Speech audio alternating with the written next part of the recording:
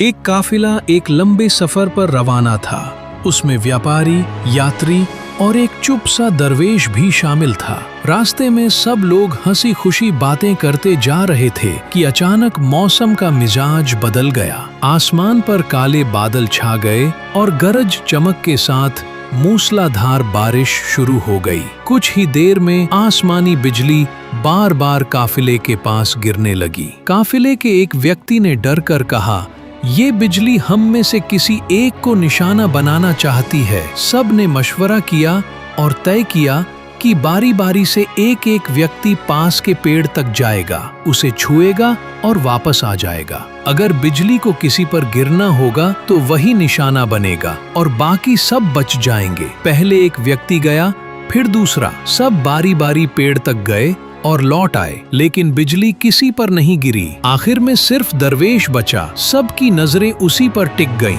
उन्होंने दरवेश को आदेश दिया कि वह भी जाकर पेड़ को छुए। दरवेश चुपचाप उस पेड़ की तरफ बढ़ा।